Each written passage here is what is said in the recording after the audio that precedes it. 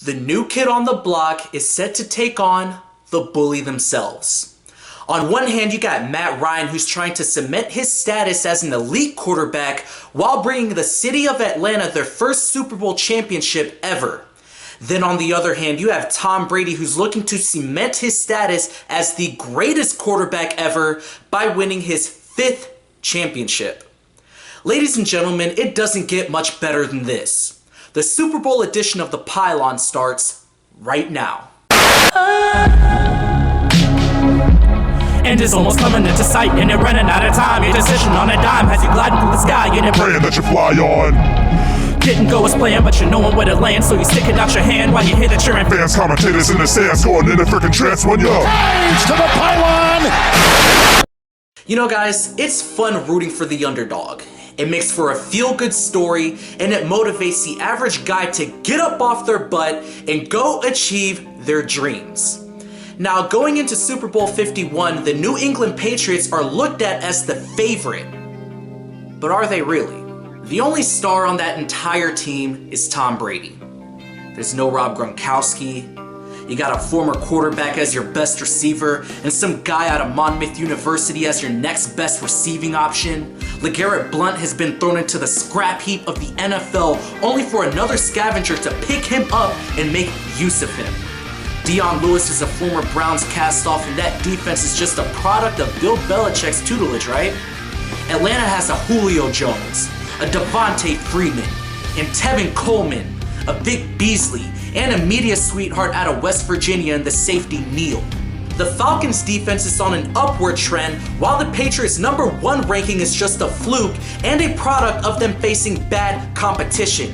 The Falcons have one of the highest scoring offenses in NFL history, while the Patriots are just getting by with a ragtag team of guys on their offense.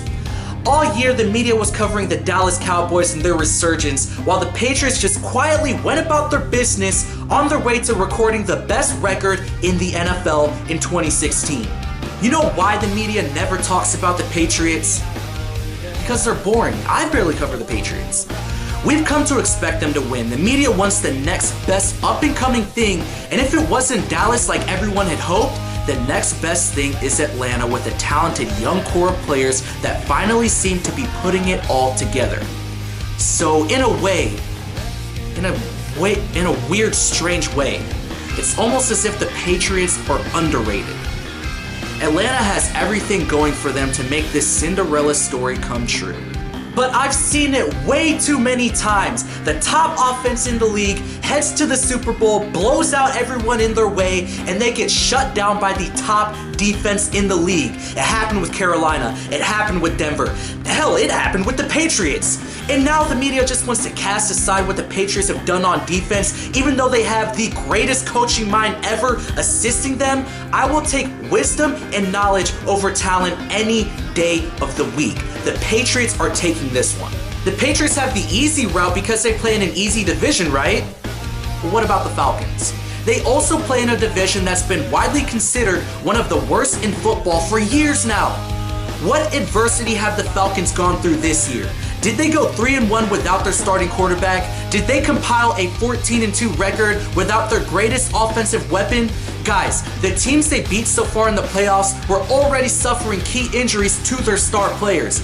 This offense is legit, yes, but the Patriots' underrated defense is going to get some stops on them. They're going to limit what Atlanta does offensively. On the defensive side of the ball, what does Atlanta have that will strike fear into the heart of Tom Brady? This is another one of those fool's gold offenses that are headlining the Super Bowl. Yet the Falcons are the same team that lost to Tampa Bay. They're the same team that lost to San Diego. They're the same team that lost to Philadelphia. The Patriots featuring Tom Brady don't drop games like that. If Tom Brady can slice up the Legion of Boom in the 4th quarter of a Super Bowl, what do you think he's gonna do to a poor defense like Atlanta when it's all said and done? I get the Patriots haters that want to root for Atlanta because they feel like they're the underdogs, but in reality, as far as talent goes, New England is the underdog. But what they have, what's made them the best franchise of the 2000s is not flash and dash, it's consistency. The Falcons are just a flash-in-the-pan team that happened to stumble into the Super Bowl based off of fortunate circumstances for them. Last year we saw it with the Panthers, hottest offense in the league, defense that makes plays at the right time in clutch moments, and look at where the Panthers are now. And there's an argument that the Panthers overall were better last year than the Falcons are this year. Listen, the Falcons are just a blip on the radar, while the Patriots have been the model franchise for over a decade.